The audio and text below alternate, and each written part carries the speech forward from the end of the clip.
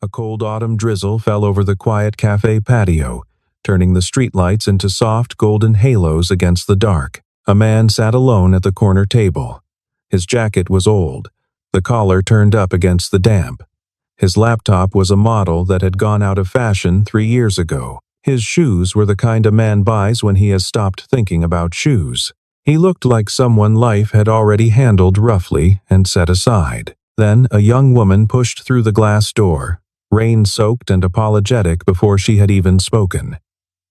She clutched a small canvas bag to her chest. She looked at the occupied tables, at the couples and the groups and the people who glanced up and then looked deliberately away. She walked to the corner table. Her voice was barely louder than the rain on the awning above. "Excuse me, can I sit with you?" "Just for a little while." The man looked up from his screen. He held her gaze for a moment, long enough for her to wonder if she had made a mistake, and then he pulled the extra chair out with one hand. "Of course," he said. She sat down. Outside, the rain came harder. Neither of them knew, yet, what that night would cost them, or what it would give back. His name was Daniel Carter, and he was 38 years old, and he had learned to be invisible. It was not something he had set out to do. In another life, or what felt like another life, people had sought him out constantly. Journalists, investors, associates with business cards, acquaintances who materialized at events with warm handshakes and warmer agendas. He had learned, in those years, to read people quickly and to trust slowly. He had learned, in later years, that the second skill was the more important one. Now he sat in a cafe on Clement Street with a cup of drip coffee that had gone slightly cold and a browser tab open to a diagnostic report that was not, technically, urgent. He had been staring at it for 20 minutes without reading a word. His daughter had a school performance tomorrow. She had made him promise 3 times that morning to leave the laptop at home. He had said yes each time, honestly intending to keep the promise. And here he was. He closed the browser tab. He opened a new one. He stared at the blinking cursor. The cafe was the kind of place that had been on this block for 30 years and intended to be there for 30 more. Mismatched chairs. A handwritten menu on a chalkboard. A jar of sugar packets that someone had refilled so many times the jar itself was cloudy. Daniel liked it because no one looked at him here. He was just a man with a cold coffee and an old computer, which was, more or less, exactly what he wanted to be. He noticed the young woman the moment she walked in. She was in her mid-20s, and she was soaked. Her dark hair was flattened against her forehead, and she carried herself with the careful composure of someone who was very close to falling apart, and had decided, as a matter of policy, not to. She went to 3 tables before she came to his. He watched, without appearing to watch, as each rejection landed on her the apologetic shrug, the averted eyes, the woman who put her coat on the empty chair without looking up. When the young woman appeared at his table, he had already moved his bag from the seat across from him. "Excuse me, can I sit with you?" Her voice had the particular quality of someone who has been forcing steadiness into it all day and is nearly out of the effort required to do so. "Of course," he said. She sat with her bag in her lap, both hands wrapped around it. She did not put it down for a long time. "Thank you," she said. "I know this is, I'm sorry. I won't bother you." "You're not bothering me," Daniel said. He turned his laptop screen slightly away, a small gesture toward privacy hers, not his, and went back to the page he had been pretending to read. Outside, the rain found a new register, heavier now, drumming against the awning in waves. The cafe windows fogged at the edges. Someone near the counter laughed at something, and the sound felt far away. The young woman ordered a chamomile tea she probably could not afford and held the cup in both hands when it arrived, and the color came back slowly into her face. Daniel watched none of this and noticed all of it. He had been coming to this cafe for 2 years, long enough to know the particular way the light changed in the afternoon when the fog came in from the bay, how it turned the whole room amber and made even the mismatched chairs look as though they had been arranged by someone who knew what they were doing. Long enough to know that the woman who worked Tuesdays and Thursdays always played jazz at a volume low enough to be felt rather than heard. Long enough to have established, without ever declaring it, that the corner table was his. He had not been looking for company. He had not been looking for anything in particular tonight, which was, he had come to understand, the condition that made you most available to the unexpected. The young woman wrapped both hands around her tea and looked out at the rain, and something in her posture, the slight curve of her shoulders, the way she had arranged herself to take up as little space as possible, reminded him of a phrase he had read somewhere years ago, in a book he could no longer name. Something about the weight that invisible people carry, the assumption that no one will notice. He noticed. He did not say anything about it. He turned back to his screen and let the silence between them be what it was, not uncomfortable, not demanding, just the shared quiet of two people in the same room, while rain fell outside and the rest of the city made its noise beyond the glass. Her name was Emily Marsh, and she offered it the way people offer a hand in the dark, carefully, not entirely sure what they will find. Daniel gave her his in return. Just Daniel, no last name. She did not ask. For a while they were simply two people sharing a table and the ambient noise of a warm room while the rain tried to get in through the glass. Emily drank her tea. Daniel looked at his screen. It should have been an arrangement of mutual silence, and in a way it was, but it was the kind of silence that has weight to it, that presses against you until one of you says something. It was Emily who spoke first, and she apologized again as she did, which was a habit Daniel recognized in people who had recently been made to feel that they took up too much space. "I'm sorry, I'm not usually, I've had kind of a day." "Don't apologize," he said. She looked at him as though this were an unusual thing to say. He asked her if she wanted anything to eat, and she said no in the way that means yes if someone asks again. And he asked again, and she said yes, quietly, and he went to the counter and came back with a plate of toast and a small pot of jam that the cafe kept for the regulars, which he happened to be without having ever called himself one. She ate with the careful gratitude of someone who had not eaten since morning. She told him about her week in pieces, the way you do when you have been holding something in all day and a stranger's uncritical attention loosens it. She had worked in design at a small agency. The agency had lost its two biggest clients in the same month. There had been layoffs, and she had been among them. This was 3 weeks ago. She had been interviewing. Nothing had come through yet. She was behind on her rent. She had been with a man for 2 years who had, when things got difficult, demonstrated that the difficulty was a problem she should manage without him. Daniel listened in the way that skilled listeners do, without filling silences, without offering solutions she had not asked for, without the reflexive, "you'll be fine," that people deploy when they are uncomfortable with the weight of someone else's trouble. He said, "That's a lot to carry." She looked at him again with that same slight surprise. "Yeah," she said, "it is." Later, she would think about that particular exchange, its brevity, the way it had made her feel neither pitied nor managed. She would think about it the way you turn a coin over, looking for what makes it different from other coins. What she noticed, sitting across from him that first night, he was very still. Not the stillness of inattention, but the opposite, the stillness of someone who had learned to be very present without making a display of it. He had a quality she could not name yet. Something settled about him, like a house that has been standing long enough to stop worrying about the weather. His phone buzzed once. He glanced at it, and for just a moment his expression changed something quick and complicated, and then he set the phone face down and returned his attention to her. "Sorry," he said. "Important?" He thought about it. Not more important than this. She did not know what to make of that. What she knew was this. In 40 minutes of conversation, he had not once checked his phone again after setting it face down. He had not glanced at the door. He had not done the thing that people do in conversations when they are present in body but absent in attention, that slight shift of the eyes that tells you they are composing their next sentence while you are still finishing yours. He was simply here, entirely, as though nothing in the room was more interesting than her, which was, in her recent experience, a rarer quality in a person than it should have been. She found herself talking more than she had intended. Not about the practical things those she had already covered, but about smaller ones. The apartment she had lost and the window in it that faced east and caught the morning sun in October in a way that had made her genuinely happy every single day for 2 years. The design work she had been most proud of. A project for a small natural history museum. Illustrations for a migration guide.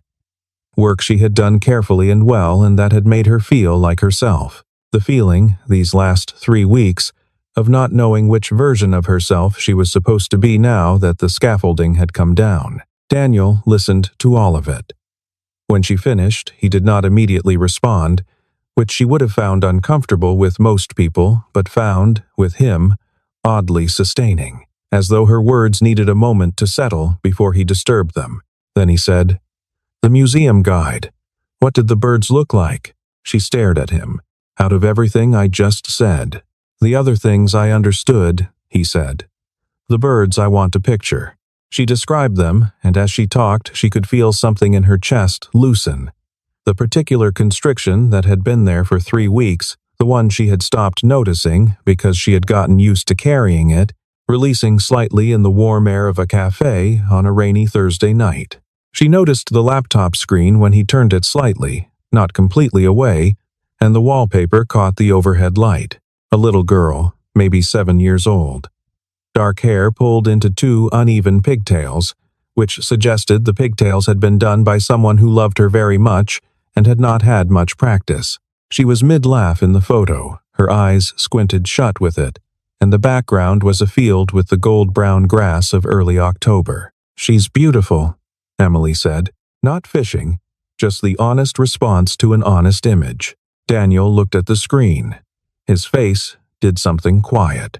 "Her name's Lily. How old?" 7. "She'll correct you if you say almost 7 or nearly 8. She's 7.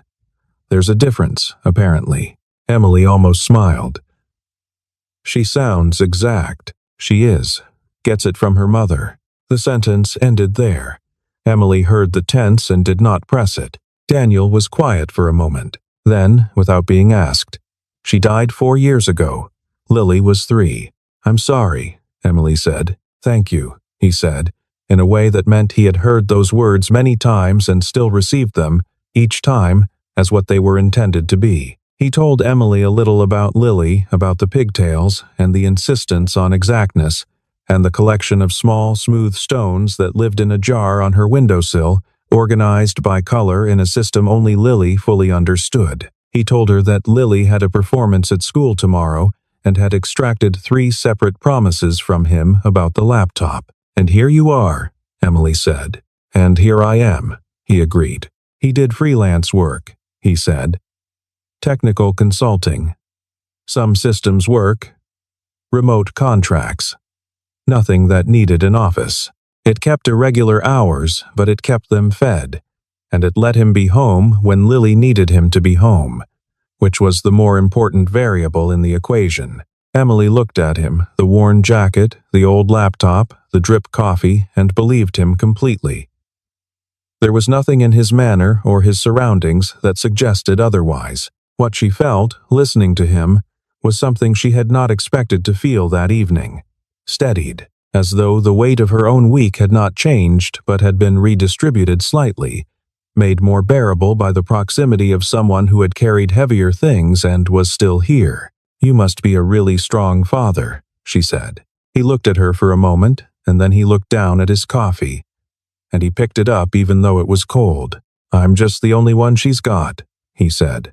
Emily understood, quietly, that the small correction at the end of the sentence cost him something. She looked at the photo again, Lily mid-laugh, the field behind her, the gold-brown grass that was the color of this specific season. She thought about what it meant to take a photo like that. To be the person standing there with the camera while the child ran and the light was right, and the ordinary world was briefly, completely beautiful. To have that be the image you returned to, at the end of every day, on a laptop in a cafe on Clement Street. She understood something about him then that she could not have articulated clearly, but felt with precision. He had built his life around a single, non-negotiable truth. And everything else, the car, The laptop, the worn jacket, the cold coffee was the deliberate subtraction of everything that was not that truth. She thought, I have never met anyone like this before. She also thought, I have been talking to a stranger for an hour, and it feels like something else entirely. Outside, the rain fell without apology on the empty patio chairs and the folded umbrellas, and the pavement that reflected the cafe lights back as long, distorted columns of gold.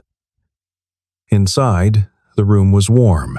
The jazz, or something like jazz, low and unhurried, moved through the background of everything. The rain did not let up. It had been a drizzle when Emily walked in, and it became, over the course of the next hour, a genuine autumn rain, the kind that settles in for the night with the confidence of a thing that has nowhere else to be. The awning outside began to sag at one corner with the weight of pooled water.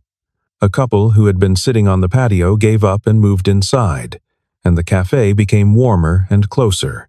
Emily's phone sat on the table between them, and when the message came through, she felt it before she read it, the way the body sometimes knows bad news before the mind has processed the words. She read it. She read it again. Her landlord. The full text was longer than it needed to be, in the way of messages from people who want to avoid feeling unkind but have decided to be unkind anyway. The substance of it was simple. She had until Sunday. It was Thursday night. She set the phone down face up on the table, and she looked at it, and she did not cry, which cost her something. Daniel had not read the message. He had looked away when her phone lit up, but he read her face, which told him most of what he needed to know. "Do you have somewhere to stay tonight?" he asked. She didn't answer immediately. She was still doing the arithmetic of her options, and the arithmetic kept coming out the same way. "I'll figure something out," she said, which meant no. Daniel was quiet. He turned his cup in his hands once. He was thinking about something. She could see it. The particular quality of his stillness when he was working through a problem, and she had the sudden awareness that she did not want him to offer her money, that if he did, she would not know how to hold it. He did not offer her money. He said, "There's a guest room in my house. It's just a room, separate entrance, nothing complicated. Lily would probably appreciate having someone else around in the morning. She always makes too much breakfast." Emily looked at him. "You don't know me," she said. "You've known me for 45 minutes. I know enough," he said. Then, after a pause, "And you know enough about me to decide if this is a terrible idea." She thought about this. She thought about the message on her phone. She thought about the 3 friends she had not called yet because she was not ready to explain everything again. The explanation that started somewhere around the layoff and ended here, in a cafe on Clement Street with rain on the windows. She thought about his face when he said her name was Lily. "Okay," she said. He nodded, as though she had confirmed something he had already, quietly, decided to accept. His car was parked around the corner, and it was the same vintage as the laptop, not neglected. Exactly, but not recent. He held the umbrella over her side and got himself wet doing it, which she noticed and which he did not appear to notice. She had assumed, without quite forming the assumption, that they were going somewhere close, that the house would be on a narrow street in the Richmond, modest and tidy, the kind of house a man on a freelancer's income keeps as well as he can. They drove for 12 minutes. The neighborhood changed. Not dramatically, not all at once, but incrementally. The way a sentence changes its meaning as you add words to it. The streets widened. The gardens became longer. The houses, the ones visible behind hedges and iron gates and mature trees, had the particular confidence of structures that had been built for permanence and had achieved it. Daniel turned the car through a gate that opened as they approached, a detail so understated that Emily almost missed it, and pulled up in front of a house that she needed a moment to understand. It was not a mansion.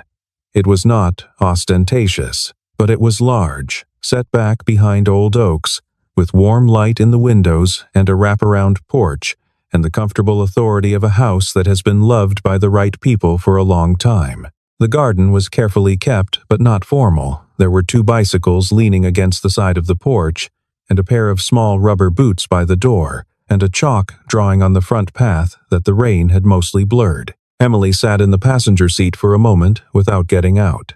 "Daniel," she said. "It's dry inside," he said, and got out of the car. She followed. Before they reached the door, it opened. A small figure in striped pajamas appeared in the doorway, 7 years old, pigtails gone sideways, holding a stuffed rabbit that had seen considerably better days. "Daddy."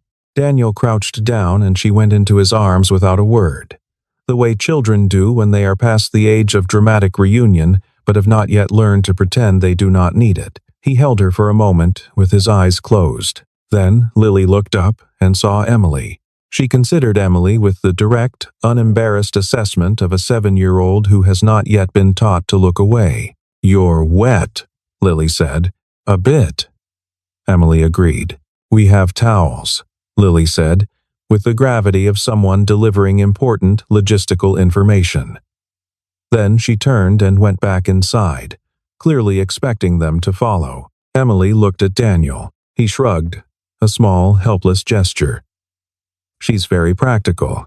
Emily followed the child inside, and the door closed behind them, and the rain kept falling on a house that was warm and lit and large enough that Emily could not, standing in the entryway, see all of it at once. She stood there for a moment while Lily disappeared down the hallway in search of the promised towels, and she looked at the entryway, the coats on the hooks, a small pair of rain boots beside a larger pair, a drawing taped to the wall at child height, executed in crayon with great seriousness, depicting what appeared to be either a horse or a very optimistic dog. The house smelled of dinner and wood smoke and something faintly floral she couldn't identify, and it was the smell more than anything else that undid her slightly, because it was the smell of a place that was genuinely, continuously lived in, where meals had been cooked and a child had been put to bed, and someone had built a fire against the autumn cold. And all of it had happened without an audience, without performance, just the ordinary accumulation of a life being lived with care. She had grown up in a house that smelled like this. She had forgotten, until this moment, that such houses existed. Daniel came in behind her and hung his jacket on the hook beside hers and said nothing about the house and nothing about her standing there looking at it, which was the correct response and which told her, more than anything else had, that he understood what it meant to let someone into a space and then leave them alone with their first impression of it. She stayed 3 days. That was what she told herself at the outset, 3 days. To sort out the apartment situation, to make calls, to get her bearings. 3 days had the quality of a sensible plan. The guest room was at the back of the house, past the kitchen, with a window that looked onto the garden. It had its own small bathroom and a key that Daniel left on the dresser the first morning without comment. The room was simply furnished a bed, a reading chair, a lamp, but the small details of it were not cheap. Emily noticed this the way you notice the quality of a fabric by handling it.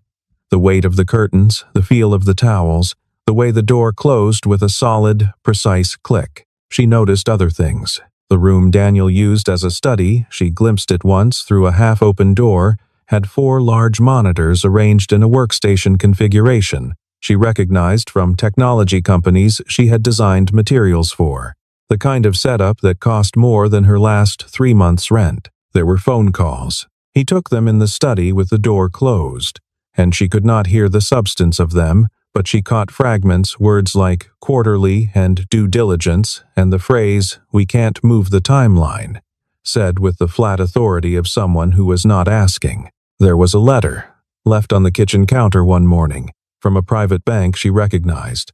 Not the kind of bank that has branches with ATM lobbies, the kind that has a managing director and an appointment system. But he drove the same car. He wore the same kind of clothes, good quality, she was beginning to notice, but deliberately understated. He cooked dinner in the kitchen with Lily narrating the proceedings, and he walked her to school each morning, and he was home when she finished, and none of these things changed regardless of what the monitors said or who called on the phone with their timelines.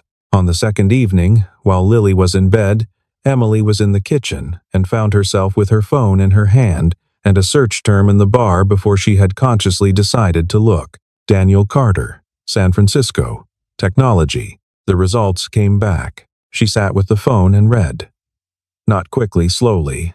the way you read something that is rearranging what you thought you knew.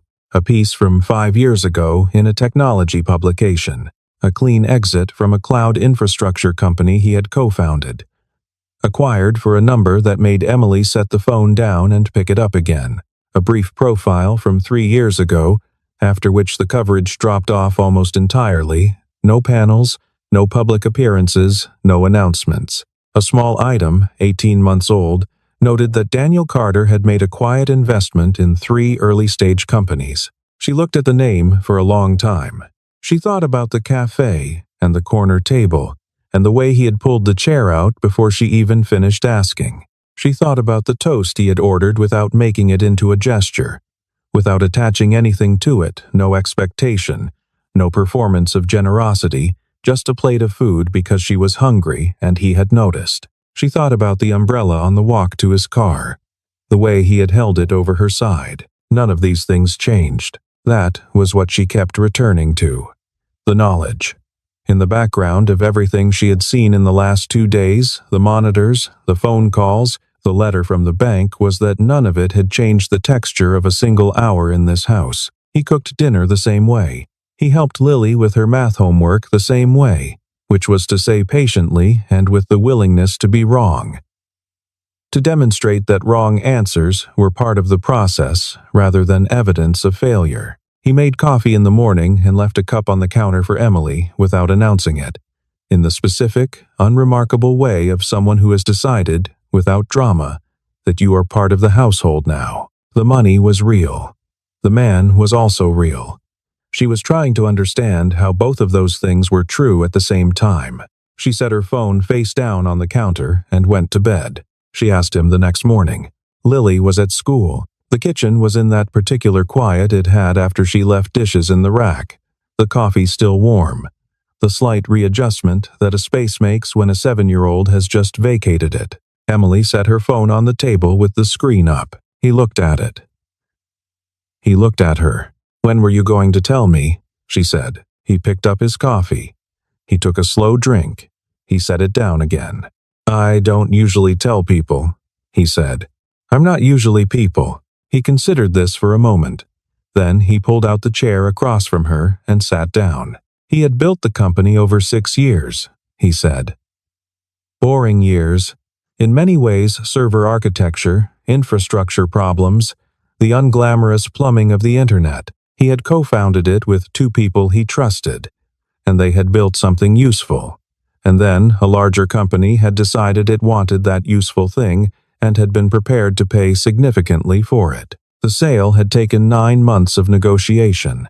By the end of it, he was 32 and had more money than he had ever seriously imagined having. His wife had been sick for 18 months by then. She died 8 months after the sale. He said this without particular inflection, which was not the absence of feeling but something harder, the compression of feeling into a form that could be carried without showing. "After that, I just stopped," he said.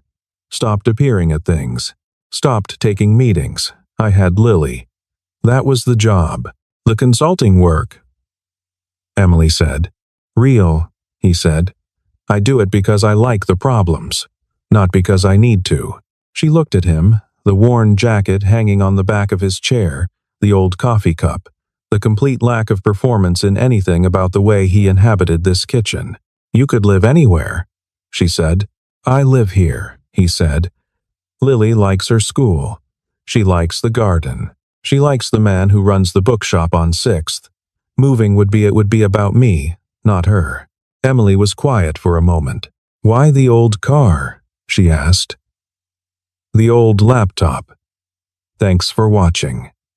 See the timesy tonighted, too." He seemed to think about how to say it. "Because the day I sold the company was not the best day of my life," he said. "And I didn't want to build a life around reminding myself of it." She understood that. She understood it in the specific way you understand something that is slightly larger than anything you've understood before, with a feeling of reaching. "That night at the cafe," she said, "I sat with you because you looked kind." He held her gaze. Something in his expression shifted slightly, careful and controlled. "Good," he said. "That means I did something right." They sat with that for a while. The kitchen had its morning sounds around them: the refrigerator, a bird outside, the distant passage of a car on the wet street. Emily said, "Does Lily know?" "She knows we have enough," Daniel said. "She knows her mother left her a college fund. She doesn't need to know numbers. Numbers don't mean anything to a 7-year-old, and I'd rather she grow up understanding what things cost in terms of effort and care before she learns what they cost in terms of money." "That's a particular kind of parenting philosophy," Emily said. "It's the only one I could figure out," he said. He turned his cup once. "My wife would have had it more worked out. She was better at the long view." He said it without self-pity, which was somehow harder to receive than self-pity would have been. Self-pity has edges you can push against. This was just a fact. She would have been better at the long view. He had found his way to a version of the long view on his own, but he had not pretended, even to himself, that it was the same. Emily looked at her hands on the table. "I'm glad you were at that cafe," she said. It was not quite what she meant, but it was the part of what she meant that she was ready to say. He looked at her for a long moment. "So am I," he said. Marcus showed up on the Saturday. She saw him from the upstairs window before he rang the bell, his car at the curb. The way he sat with his hands on the wheel for a moment before getting out, which was a habit she recognized from a time she had spent too much time reading his habits. He had a manner of entering spaces as though he were doing them a favor, and he wore it now, coming up the front path, hands in his jacket pockets, head slightly inclined. She knew, with the specific and unpleasant precision of someone who has been in that relationship, exactly why he was here. Daniel was in the kitchen with Lily, who was constructing an argument for pancakes with the systematic thoroughness of someone who had prepared her case in advance. Emily heard the bell and went downstairs herself. She opened the door. Marcus looked past her, at the house, with an expression he did not try to conceal. "Nice place," he said. "You've landed softly." "What do you want, Marcus?" He looked at her then. He had the facility of certain people with a particular kind of smile, the kind that suggested an understanding between the two of you that was slightly to his advantage. "I wanted to see how you were doing, see if maybe we were being hasty." "We weren't," Emily said. Behind her, she heard footsteps, measured ones. Daniel appeared in the hallway. He did not come to the door. He stood several feet back with his hands easy at his sides. Which was, she would think later, a very particular form of restraint, the stillness of someone who has learned the difference between intervening and being present. Marcus looked at him. Marcus recalibrated. "This your situation?" Marcus asked her, with a gesture that managed to encompass Daniel in the house, and a set of implications he did not bother to conceal. "My situation," Emily said evenly, "is none of your business." Daniel said nothing. He stayed where he was, and his expression was the same as it had been in the cafe on Thursday: patient, attentive, entirely without agitation. It was this, more than anything else, that unmanned Marcus. There was nothing to push against. No heat to meet with heat. Just a man standing calmly in a hallway looking at him, and the house around them, and the smell of pancakes from the kitchen where a 7-year-old was prosecuting her case about butter. Marcus said something she did not quite catch, something meant to sound lighter than it felt, and he went back to his car. Emily closed the door. She stood for a moment with her hand on the latch. Daniel said, "Lily is going to want you to weigh in on the butter question. Just so you're prepared." Emily turned around. She was not entirely sure what she felt, something with relief in it, and anger at the residue Marcus left even in leaving, and something else. Something she was not ready to name yet. "I'm pro-butter," she said. "She'll like you," Daniel said.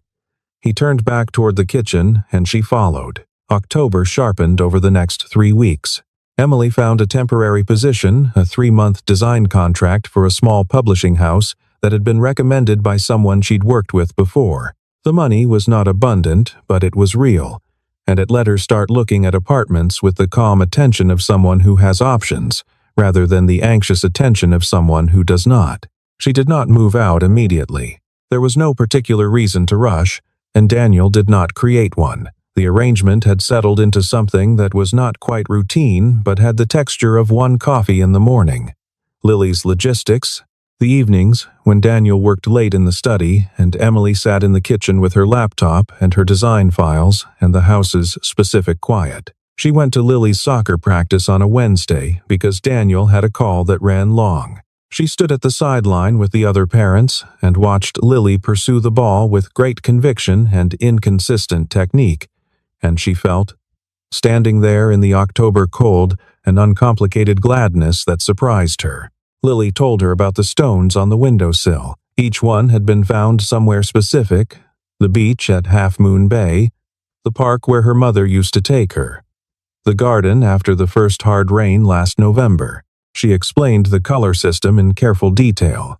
Emily listened with the same quality of attention she had watched Daniel give her that first night in the cafe, and thought, this is a thing he has taught her, to be heard. On a Thursday evening in mid-October, they were sitting on the porch, the three of them, Lily in her coat with the rabbit in her lap, Daniel with coffee, Emily with tea, watching the last light go out of the garden. Lily had been told twice that it was bedtime, and had found twice that the information failed to compel her. She climbed off her chair and into Emily's lap without asking, which was Lily's method of asking, and settled there with the rabbit between them. "Daddy," Lily said. Can Emily stay?" Daniel was quiet for a moment. He looked at Emily, and Emily looked at him over Lily's head, and the light in the garden was almost gone, and the air smelled of wood smoke and damp leaves. "That's Emily's question," Daniel said. Lily swiveled to look at Emily directly. Emily looked at this child in her lap, the uneven pigtails, the serious eyes, the rabbit, the stones on the windowsill, all of it, and felt something settle in her, deep and slow, like sediment that has been suspended in water finally finding the floor. "I'm not going anywhere just yet," Emily said. Lily accepted this with the equanimity of someone who has done their negotiating and achieved a workable outcome. She turned back to the garden. Daniel did not say anything. But when Emily looked at him, his gaze was still on the middle distance, and the corner of his mouth had a quality to it that she was beginning to learn to read. Later, when Lily was asleep, they sat on the porch without her, in the specific quiet that children leave behind them when they go to bed. The neighborhood was settled. A car went past. Somewhere a dog commented on something. "I didn't expect this," Emily said. She meant the house and the porch, and the child asleep upstairs, and also something larger than all of those things. "Neither did I," Daniel said. She turned her cup in her hands the way she had watched him turn his that first night in the cafe. "That night," she said, "I just needed a chair." Daniel looked at her, and somehow, he said. Neither of them moved for a while. The dark had come fully now, and the garden was only shapes, and the porch light threw a warm circle that included them both. She thought about what it meant to stay somewhere. Not in the logistical sense, the practicalities of that were still unresolved, still being arranged in the background, but in the other sense. The staying that is a decision about who you are willing to be in proximity to, and for how long, and what you are willing to let matter. She had spent the better part of 2 years with Marcus and had never once sat on a porch in the dark feeling this particular quality of ease. The ease that is not the absence of complexity but the presence of someone you trust with the complexity. These were different things. She was learning. Daniel said, "I should warn you, she's going to ask about this again tomorrow. The staying question? She has a very low tolerance for unresolved matters. She gets it from her father." He looked at her sideways, and she looked back, and neither of them said anything else for a while, which was fine. The porch held them both, and the garden was quiet. And somewhere on the street, below a neighbor's cat, was conducting a one-sided argument with the darkness. A year later. October, again. The same cafe on Clement Street. The same corner table. Outside, a fine rain on the pavement, the streetlights making halos in the wet dark. Different, though. The table had 4 chairs now, 2 of which were occupied by people who had aged in the way a year ages you when the year has been good A little softer, a little more settled, with fewer edges they felt the need to defend. Lily sat between them, or rather occupied the space between them in the lateral, sprawling way of a child who has been told to sit properly and has made a strategic compromise with the instruction. She was halfway through a hot chocolate and a picture she was drawing on a paper placemat. She had insisted on coming. She always insisted. Emily had her own mug now. The cafe staff had started recognizing her, which was the kind of thing that happened when you came somewhere regularly with the same man and the same child and always ordered the same tea. The barista had greeted her by name when they walked in, and Lily had looked up with satisfaction, as though this were the result of a plan she had been executing. Daniel's laptop was not with him.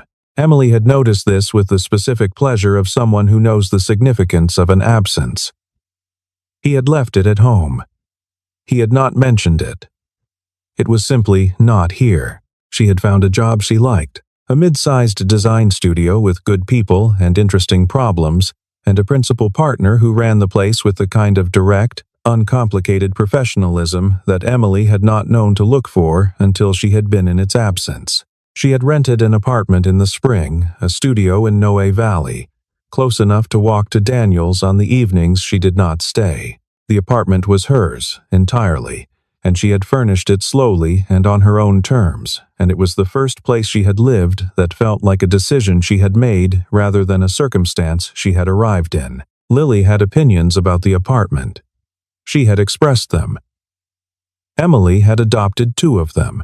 It was not a neat arrangement in the way of certain stories. No grand declaration had been made, no single moment when everything settled into a new shape. It had happened the way the year had happened, incrementally in the space between ordinary things, as trust does when neither person is demanding it arrive faster than it wants to. There had been hard conversations about what he wanted and what she needed, and what Lily could hold and what Lily could not. About the money, its presence, its implications, the way it had the capacity to warp things if they let it. Daniel had said, "I don't want it to be why." She had understood him. She had told him it wasn't. She had meant it. There had been evenings when the distance between them felt large and neither of them closed it, and mornings when the distance was simply gone. These things did not resolve into a simple story. They were the texture of it. Now, Lily put her crayon down and looked up. "This is where you met," she said. It was not quite a question. She had heard the story before, but she said it with the particular quality of a child who wants to hear it again. "This is where we met," Emily confirmed. "You asked him if you could sit down." "I did." Lily looked at her father. "Daddy said yes." "Daddy said, of course." Lily considered this distinction seriously. "That's better than yes," she decided. Daniel picked up his coffee. He looked at Emily over the rim of it with an expression she knew completely by now, the particular quality of his attention when he was not performing it, when it was just there, directed at her, steady and without agenda. "Remember what you told me," Emily said. "When I said I sat with you because you looked kind. I told you it meant I did something right. It was the best decision I ever made," she said. Sitting down. He set his coffee down. "Mine too," he said. Lily had gone back to her drawing. She was adding details to something. Emily leaned slightly and saw it was the three of them. Stick figures in some configuration. In a house with a peaked roof and large windows and two oak trees on either side. The crayon version of the house looked exactly right. Outside, the rain found the same rhythm it always found in October, steady and patient, neither insistent nor retreating. The cafe windows gathered fog at the edges. Someone near the counter laughed at something, and the sound was close and warm. Lily drew a sun above the house. It was raining outside, but she drew it there anyway, in the upper left corner of the placemat, with 12 careful yellow lines radiating out. Neither of the adults said anything about this. They understood. There is a particular quality to the moment when a child draws a sun in the wrong weather. It is not innocence, exactly, and it is not obliviousness. It is something more deliberate than both a statement of intent, or a preference, or the particular power that 7-year-olds have to insist on their version of how things ought to be, and then simply draw it into existence with 12 careful yellow lines. Emily kept the placemat. She folded it carefully when they stood to leave, and put it in the inside pocket of her jacket without saying anything about it. And Daniel saw her do it and said nothing either, and Lily was already at the door, pulling on her coat. They walked out into the rain together. The three of them, under the same umbrella, which was not large enough for 3 people. Daniel held it and got wet on his side, and Lily complained that the rain was getting on her shoe, and Emily held Lily's hand so she wouldn't have to manage her coat zipper in the wind. It was a small logistical arrangement. It was also everything. Sometimes you walk into a room looking for a chair and find the rest of your life. Not because the universe arranged it, but because you were tired enough to stop pretending you didn't need somewhere to sit. The rain doesn't know what it sets in motion. Neither, usually, do we. But sometimes, if you are tired enough, and honest enough, and just brave enough to ask for a chair, you find out.